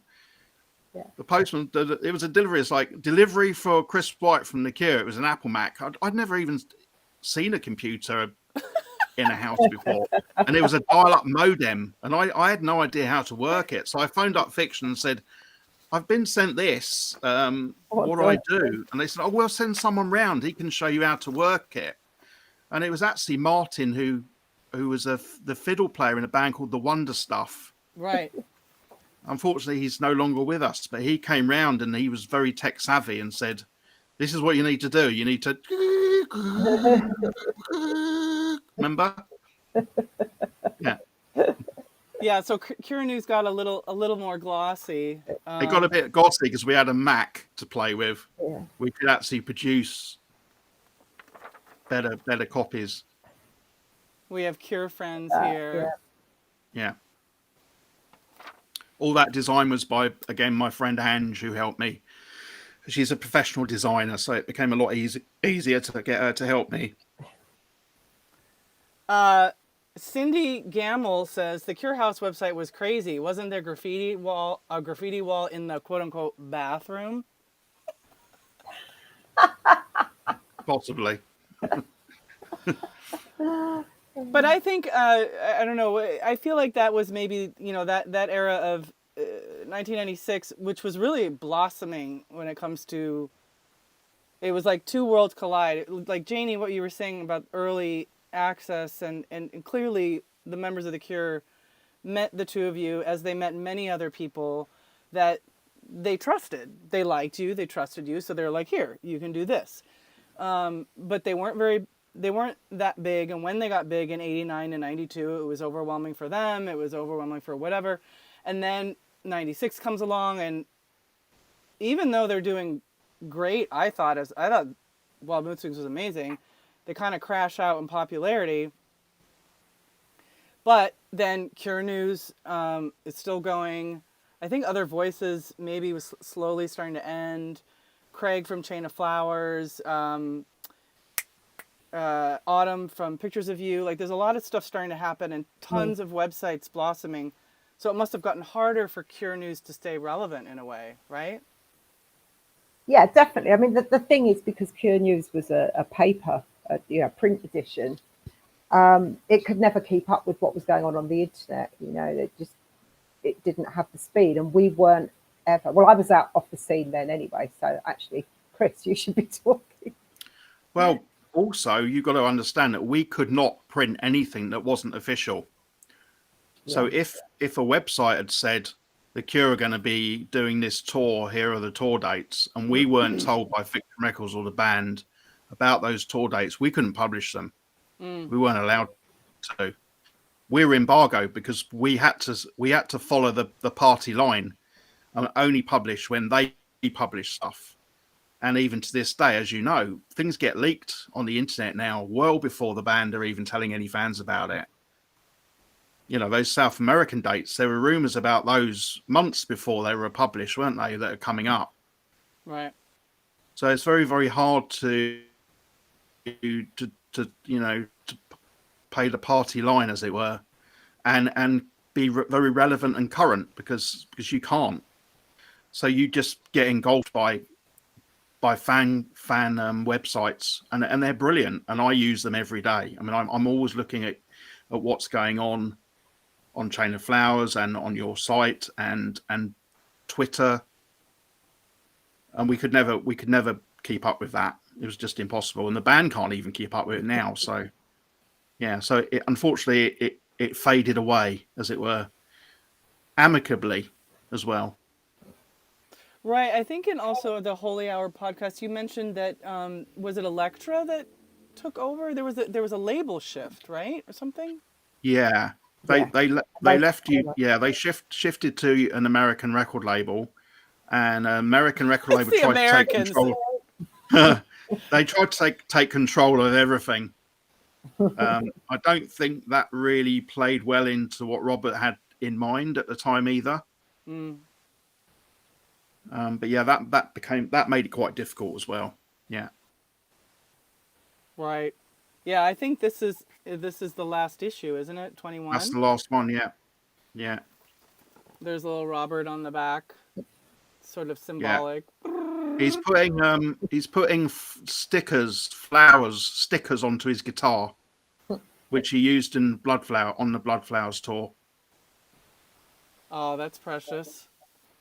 I know that both of you have piles of something sitting next to you. Is there anything that you can show and tell? I'm putting you on the spot. These are quite interesting. These would arrive in the post before we knew the press were going to tell anybody that the Cure were going to release anything. And these are A4 label copy. Is that what you call it, Janie? Yeah, I guess it would be label copy. And Fiction would send these. I don't know if you can see that. Yeah, you're gonna have to put it in front of your face. Better? Well, and then come closer. Push it very close to the. Here we go. There we go. Yes. That would have information that we could use officially to put in the newsletter. So I've got all those. I've got all these dating back from as early as 1989, I think. Oh wow! But you got those through the day job rather than the Cure fan club, did you? Did you get them? Some of them, yeah. To work, yeah. Yeah, I've seen them before. Yeah. Well, I've got stuff everywhere, but what do I show you? A couple of things. So this is my earliest Cure memory box. This is very embarrassing. So in here, I have. The suspense is killing me, Janie. The glass that Robert drank out of the night I very first met them. It was at Top of the Pops, as I say, 40 years ago in November. He had a glass of red wine, and I swiped the glass. So he has drunk out of that. And it used to have little bits of Mary Quant Crimson Scorcher around there, where he'd had his little red lips around it. That was that. And then I've got 2 empty Heineken tins. Wait, what's Mary Crimson Scorcher? That's the colour. Mary Quant is the brand, and the name of it is Crimson Scorcher. That was the brand of red lipstick he used to wear in the 80s. Ah. Yeah. And then these were his onstage drinks. The first time I saw them at Hammersmith Odeon on the Top Tour. On-stage drinks. Listen, My little box of rubbish. Janie, there's no shame in keeping those mementos. Don't ever feel shame about them. It's a bit weird, isn't it? Have you heard of Nina Simone's gum? No. Okay, so Nick Cave works with Warren Ellis, who's used to be in this band called the Dirty Three, and Warren Ellis. I mean, they're set for life musicians, right? Super famous. They write soundtracks all the time. Well, in 1999, at Nick Cave's Meltdown, they had Nina Simone play.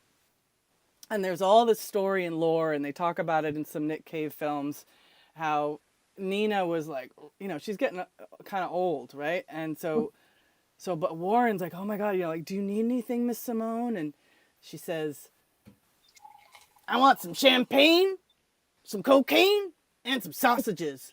And they were like, okay, we'll see what we can do. So then, so the thing is that, she seems like she's kind of getting on and what's the show going to be like and whatever. Well, she takes flight on stage and just performs in the most beautiful, apparently like stunning performance, blew everybody away. And one thing she did is she took out her gum, she stuck it on the piano, and Warren at the end of the concert took that gum.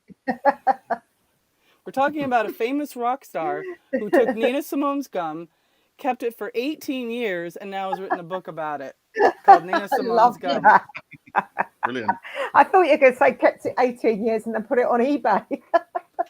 No, it was actually in the Nick Cave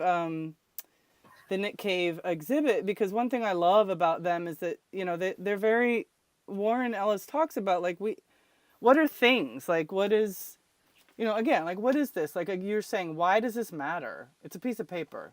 Who cares?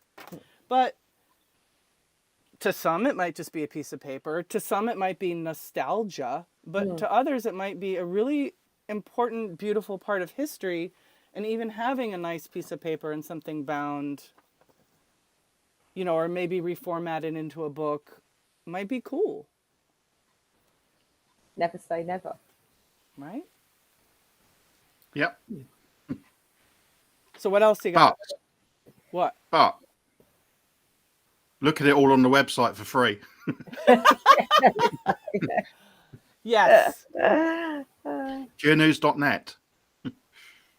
And where else can people find Cure News? We've got a Facebook page, a Twitter, and an Instagram. And we're all on Cure News or Cure News A on those. Just search them, they're there. Links are on the Facebook page. Wait, we can't Stand see up. It. Oh, you have to. Oh, I couldn't see it. Anyway, homemade T-shirt. Well, But what's Go ahead. Sorry, what's important, I think, still is to connect with fans. That's what our goal was. And we went to a lot of the European, all the UK shows, Janie and I, last year. And we were blown away by the amount of different fans that have started to show up and new ones that have come along, young fans. And people are still discovering things about the Cure that we've known for years and years. And we just love passing information on to people who would like to know more about their favourite band. Yeah. That's important. What's really funny, I've banged on quite a bit about how technology has taken over what we used to do, but I still truly believe there is a space for something like Cure News in the Cure world, because obviously all we see now is the speculated story of what's going to happen. It's pure speculation, guesswork, or the official line. But the Cure News kind of sat between those two things, so it was official, but it was stuff that might not make the media, but it was relevant on a fan level. And I still think there's value in that as a concept, and would really love the opportunity to try and get something like that up and running again. I'll give you the best example I can of this. Was a couple of years ago, we all woke up to the news that Simon had quit the band.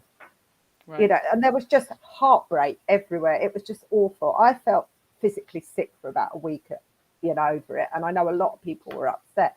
Now, obviously, stuff goes on behind the scenes. There was chats going on. None of us knew anything. For months, we thought Simon was out of the band. But something like that could have been addressed and could have put a lot of people out of their misery, because there was so much stress about it. You know, and if they had a Cure News sitting in the middle there who could say, come on, can we just get something out on this? Is it true? Is it not? Is there any way back? It just would have given comfort to people. And that's actually an extreme example of where something that's not mainstream media and isn't pure speculation could sit just somewhere in the middle, but answering questions that people want to know the answers to. That's my bit. No, that's a really great way of saying that. And I think what you're bringing up is you made me think about when we were all going through the ticket hell. Oh God, yeah. Yeah. And then there was the idea of, well, what if there was a Cure fan club again, like many I guess some bands do, where you pay $50 a year or something to be a part of a club, and then when your gig comes up in wherever in Kansas, you know, the Cure says, we're gonna sell the first 1,000 to our fans, to our fan club, because the difference in Cure News and the internet is that you had to put effort in. You had to mail in, reach out to Janie and Chris, write to your pen pal, wait for the mail. So there's effort in that, just like there is now with going to Cure drinks. Like there's Cure fans now that are like, wow, I had no idea that there was this big community. I feel connected. This is so exciting. So you're right, Chris. It is. I mean, we all three of us here are all about being a fan, emboldening being a fan. But it would be wonderful if Cure News could happen again. Robert Smith, I'm here for it. Here for it. You know, and to have something official, even when Perry came back. You know what I mean? Just to say, I mean, I know it would have been amazing. And just it eventually wound up on the website, but it's delayed. And who's running the website? I don't know if you guys know, but like just these precious little silly questions, you know. And now we've had Reeves in the band for over a decade, like, and he's got this history with Bowie, and I think I'm here for it. Yeah, there is room for something, and obviously Chris and I would love to be involved in that, but I just think it would be nice as a fan to have that information, whoever it came from, something that's not, you know, what you'd call main newsworthy, but it's fan newsworthy. And it'd be great to have something like that in place. Who knows? Chris. Yeah, especially with tickets, because I know there's a band I won't name, but they did that last year. They announced a tour, and they gave a special code to their fan club, so their fans could get the tickets before they were on general sale, and that worked quite well. A friend of mine got me a ticket that way, and I managed to go to the show. So it can happen. It is possible. You're never going to please everybody all the time, but you know, it is possible to do something like that. Yeah. I mean, the other thing that Chris hit on earlier as well, I don't know if the band will do any TV specials or anything, but if they do, wouldn't it be nice to have 1,000 Cure fans invited to that audience rather than 1,000 record industry executives, people who work for the production company, and people who, quite frankly, just want to be there so that they can say they were there? You know, if we had that data, if we had those hardcore fans details, at least it, you know, we could fill a venue with proper Cure fans rather than people who just want to say they were there. And there's so many reasons why something like Cure News does have relevance even in today's market or scene. Yeah, and there's people sending feedback that it's a great idea. Leanie had said earlier that it's like mutual aid, and the other big difference is having personal connection too. It makes a difference that gets lost in emojis and likes. So Leanie is an American who helped. You know, she likes to organize Cure drinks. You know, and I went to Europe and America, and I've seen a lot of Cure shows. And this time in America was like unlike anything I've ever experienced in not a good way. And I'm not talking about the band. I'm not talking about the performance. I'm talking about the sort of, Janie, what you're talking about is like, yes, it's wonderful that the Cure is so popular now, but then what that means is it's back to the 1992 days or whatever, in that there's these punters who just want to go to party. They want to take pictures on their phone. I mean, what's her name? There's this famous artist that just dealt with that. Some guy singing and just taking her selfie. I mean, the world is so different now, but it would be great to sort of funnel just people who care. People who care enough to take the time to put like the $50 in the till for the year to help keep the lights on or do whatever. And then, you know, have two people like yourselves have that the band trust, and then you could say, what about these questions? What about those questions? Yeah.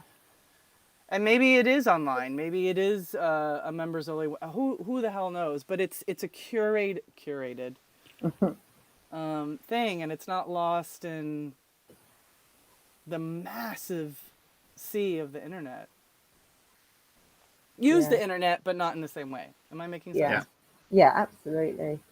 And you know, the whole thing, it would be quite easy to do. And I don't even think if we did something like that, that a subscription would be necessary.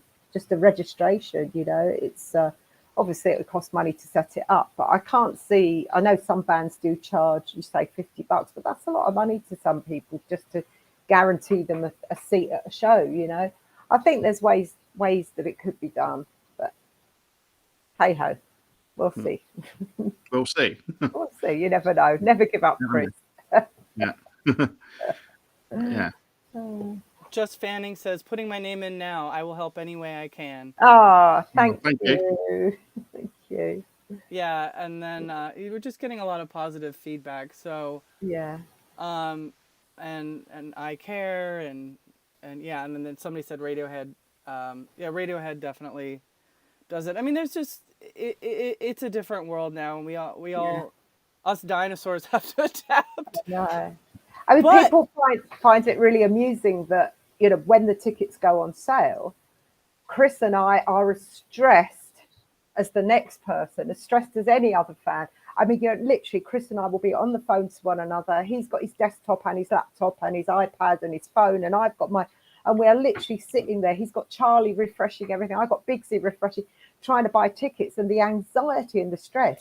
And people go, if you can't get them, what hope have we got, you know? Not for us, but for everyone who goes through that anxiety, who are absolute diehard fans, who struggle to get tickets because the algorithm doesn't like what they're saying or what they've input or whatever, or, you know, they're not quick enough to hit a button or something. It's so bloody stressful.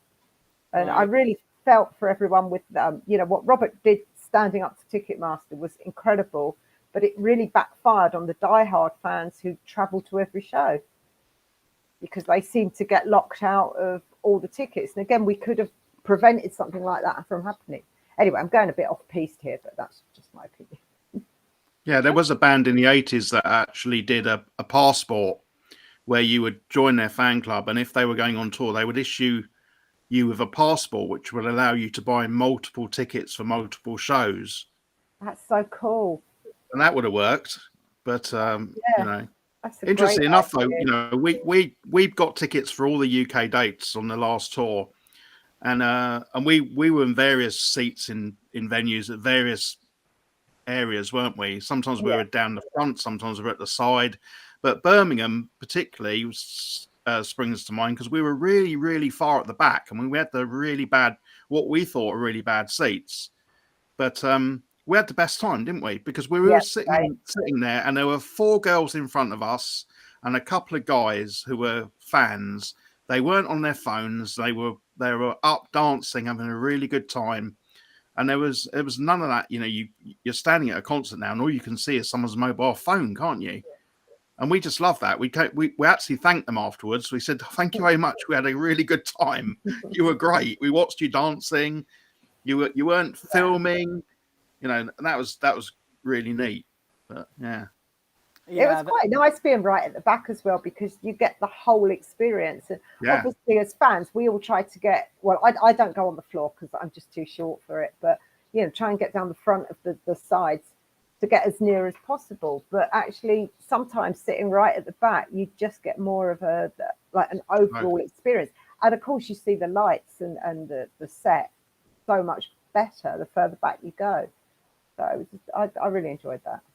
Yeah. Yeah, and I think that we're just reiterating the connection, because it's as wonderful it is to meet your heroes. It's actually kind of more relaxing to just hang out with fellow Cure fans who could just chill. You could just chill out and like nerd out, and like if you're at a Cure drink, you go to the back, you go to the front, or like you're saying, you're like dancing over here, like with these people and those people. And I met young fans, I've met old fans, and you know me, I watch the audience, and I loved seeing all the different kinds of people. Yeah. And I think for you guys and for a lot of us, it's like, wow, man, our band is like, people love them now. Like they love them, and it's so cool, and we just want to continue to support that. So go to curenews.net, and also you can write in your own story, right? I did that for a while, but you're posting your experiences. There's the area on the website.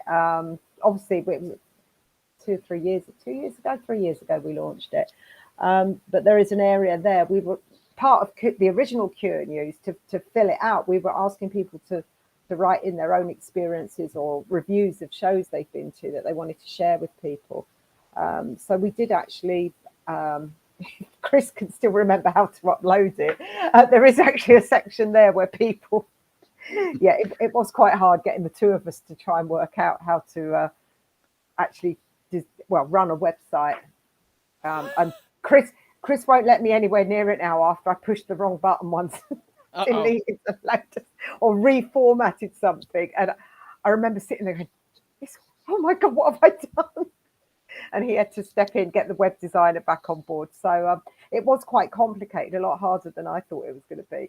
So we asked people to send stuff in, but then it's got to be formatted and uploaded, and that's Chris's department, not mine. We did a few, but I don't think it's really, like you were saying, it's really hard to get the word out there when there's so much going on the internet. So if you've got any stories, we may start that up again. Yeah. Send them in. And in the meanwhile, just go check out all the fun little quirky Cure News from the past and the funny things the band said. They're so funny. They're so great. Well, we're almost at 2 hours, so is there anything else that either of you want to say? Yeah. Not really, not that I can think of. No.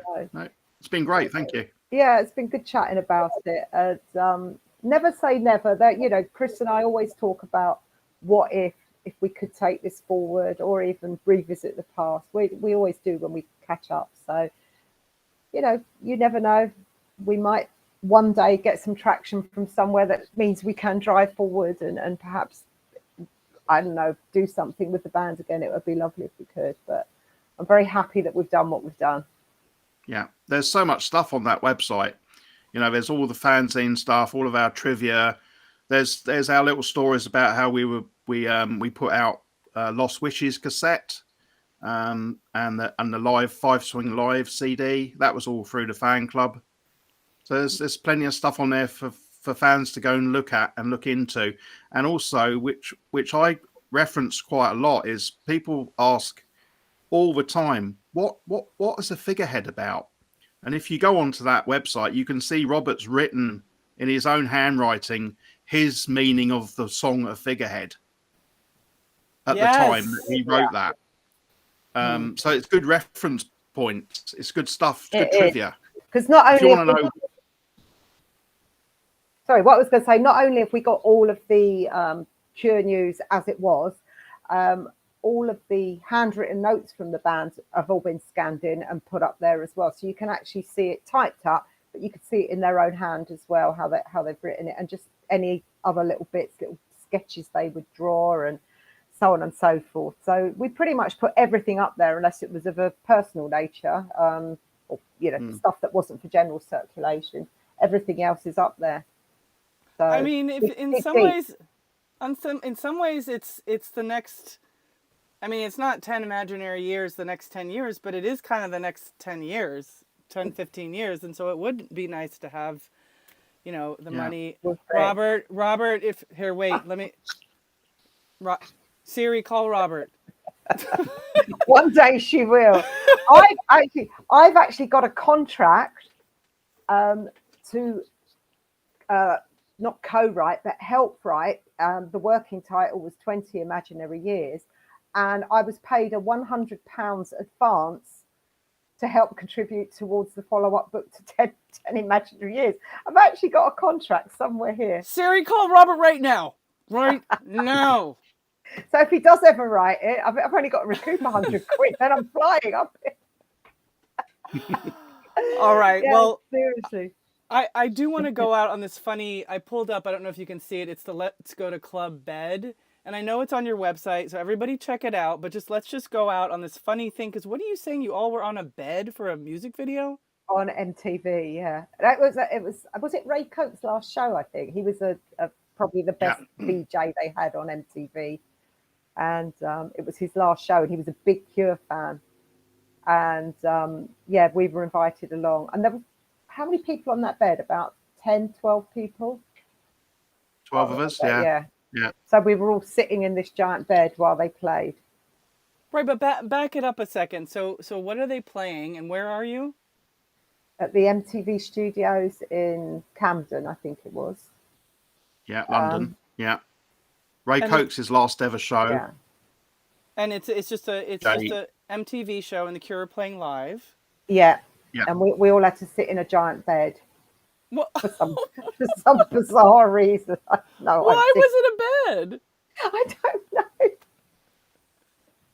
was just called Club Bed. It was called Club Bed. It was just a thing on MTV back then. But yeah, we're sitting in that giant bed. And so again, no phones, so no photographs. So we had to make this image up just with screen grabs, go onto YouTube, find a playback of it and screen grab the images, and you could just about see Chris and I sitting in Club Bed. Unbelievable. I met someone else who was on that bed recently, but I can't think who it was now. But someone said to me, yeah, they were in Club Bed that night as well. What are the chances? Unbelievable. Well, thank you so much for your time. Thanks to everybody who joined us. Feel free to email me. Thank you. Email me. What's the email if they want to tell you to bind the book? I really hoped you weren't going to ask that. I think it's info@curenews.net. Is it, Chris? I think info at. Yeah, it is. Yeah. I hope. Yeah. Don't test it, Arusha. It's probably not working. Or if anybody wants to be the Cure News intern. But you can find us. You can find us on Facebook, Insta, and X, as it's now known. Oh God. Yeah, you can find us there anyway if you've got any specific messages or anything. Yeah, always ask us questions. I get asked all the time by fans when they're buying signatures off Robert off eBay. Is this official? And I always say go to the fan site, go to our website, and you can see Robert's signatures there like hundreds of times, and you can see if that's original or not by cross-referencing it. So go there. Don't buy a $50 fake signature off eBay. Have a look. Yep. Do it, team. Team Cure. Woohoo! All right. Thank Have you a great everyone for night. listening. Chat. Ciao,